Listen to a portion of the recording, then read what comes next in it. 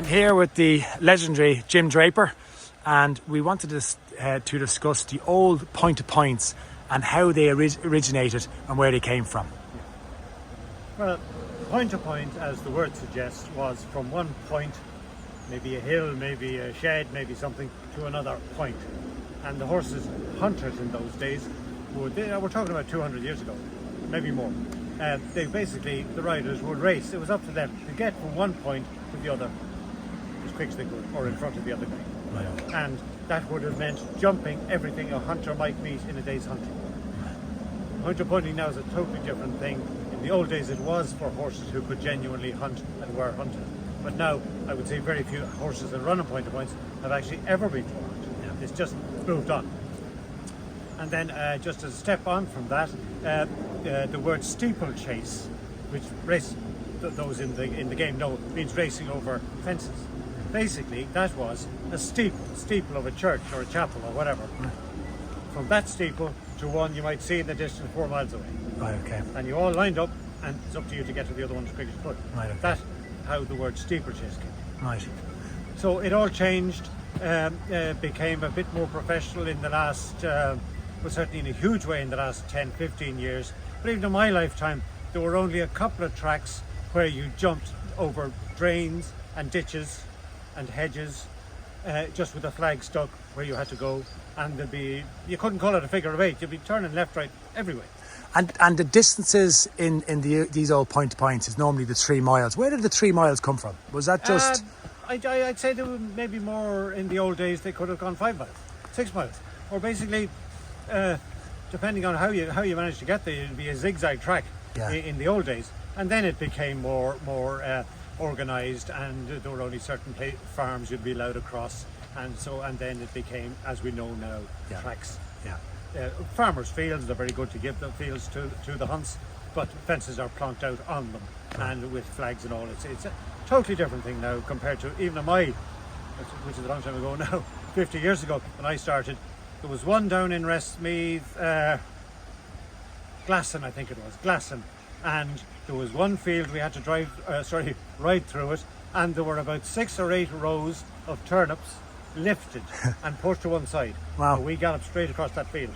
But on that particular track, at no point did you go on any piece of the ground twice.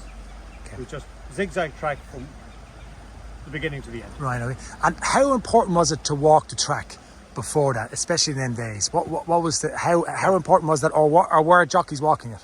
Oh, they were, because you wouldn't know where to go. Yeah. I mean, you'd see a flag, and but you wouldn't, and the locals mightn't be that accommodating. You might, hey, which way do we go now? And he'd say right, and in fact you meant left, and you'd be left out in the country somewhere.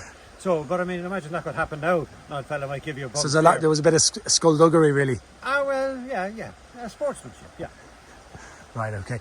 Type of horse, Jim. Now, the Drapers are famous for big strapping steeplechasers, stayers. Yes. What type of horse would you need for this type of Antler challenge, that type of old school point-to-point? What would if you were back riding today in that race, what would you be looking for?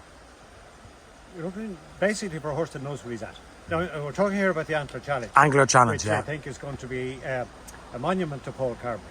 Correct. Because it will not be simple. And you would need a horse that knows how to handle himself, hopefully knows more than the rider in a lot of cases, and the rider will direct him at the jump. It's up to the horse then to know how to do it.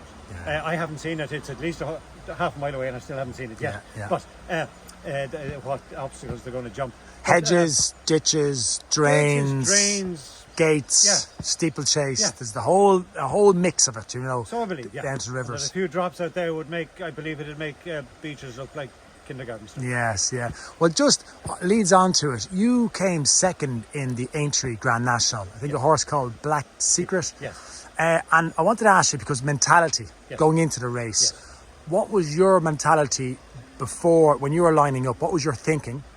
And then what was during the race when you had a chance to be in contention? Yeah. So just before the race, how were you thinking? Yeah. Well, in that time, that was way back, that was 1971, way back. And that time, the great Pat Taff was stable jockey here for my father. He'd been here twice a week schooling in the winter time, and obviously racing and so forth. And I knew him, but always very respectful. I was only a teenager. He was the great Pat Taff. And I just asked him, what are we going to do? Or how am I going to jump all these fences? And Pat, very deadpan, very quiet man, he just said, just one at a time. The one at a You know, time. in other words, Yeah. if the horse knows how to do it, wants to do it, Yeah. just go from one to the other. Yeah. Don't be going out in the national. That day, there'll be 39 runners or 40 maybe, whatever the limit was. But it was a little bit more difficult to get around those times. Well, there was huge fences then. They were huge and not presented the same way now. They're a little bit more like an ordinary racecourse fence now. In the old days, they were kind of straight up and straight down. And you were, no matter how well you were jumping, you were always at the risk of the fella in front of you or beside you getting that wrong. Was there any different preparation to that race, you know, than a normal steeplechase race that you're going to the Grand National, you know you've got the chair, you've got beaches, you've got drop. Is there any way you could change your, was Tom doing a different training method to that particular for the Grand National runners? No, nothing different except for a water jump. I don't think any of the lads practice over it now, but there was down at the Gallop field here, which is still here, the same field. He used to there used to be men working on the farm that time.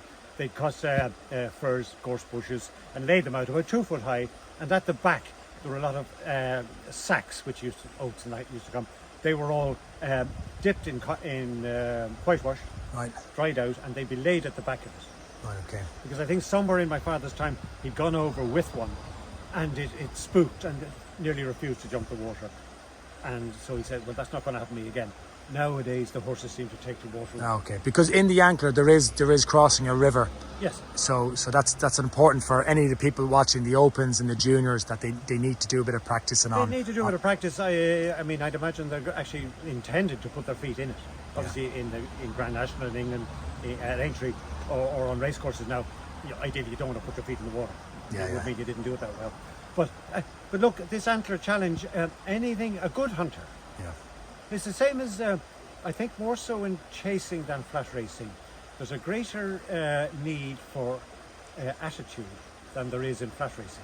Right. Very good flat race horse, like either he's good enough or he's not. He'll have to battle every now and then when he meets a fella the same as himself, a horse the same as himself. But in a chase, you need a horse, he might have plenty of ability, but he haven't got the guts for it. You know, when they meet the second or third last and they're under pressure and the fella's beside him, the gutless horse, he'd back, oh geez, no, don't like this, back off. Whereas the old-fashioned, you used to call him old-fashioned horse, maybe not as good as the lad beside him, but he'll have a cut. He's honest. He'll do his best. He might fall, but he'll have a crack at it. Okay. Whereas the gutless one will lose 2 lengths before he gets to it, because he'll back off. Yeah. Told there are going to be people here from all over the country, but certainly people that would hunt here with the wards in this locality, in Meath and North County Dublin.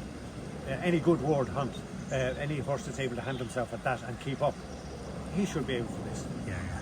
Perfect. Then comes Black Secret, then Bogino, then Asprey, then Specify. Specify still going strongly just in behind the leaders. Then Two Springs, who's making ground, and then Vichy Squires. These are virtually the only ones left. You've got to find a long way back to King Vulcan and Regimental. And now they're coming to the second last now, and it's Sandy Sprite being pressed by Black Secret and Lime Burner. Then just in behind them, Bogino, then Asprey, then Specify, and Two Springs still making ground as they come to the second last in the National. And it's Ron Barry on Sandy Sprite over from Lime Burner. John Buckingham and Lime Burner's gone. Lime Burner a follower, and it's Sandy Sprite from Black Secret now. Then in behind Black Secret is Bogino, then comes Specify making ground with Asprey and Two Springs. This is the final fence now. It's Sandy Sprite. Sandy Sprite over in the lead from Bogino, jumps in second, Black Secret jumps in third, then comes Specify, and then Asprey, and they're racing to the final 250 yards now, and it's Black Secret coming to challenge Sandy Sprite, and Specify putting in a tremendous run over on the far side with Bogino. They're inside the final furlong now. Black Secret coming to challenge with Specify on the far side. Sandy Sprite here between the two. It's Johnny Crook getting up on Specify. The Fred Ponting colours going ahead, but Black Secret just holding him. It's Specify and Black Secret. Specify is just going to win it. At the line, Specify is the winner. Black Secret is right, and then Two Springs and Vichy Squires.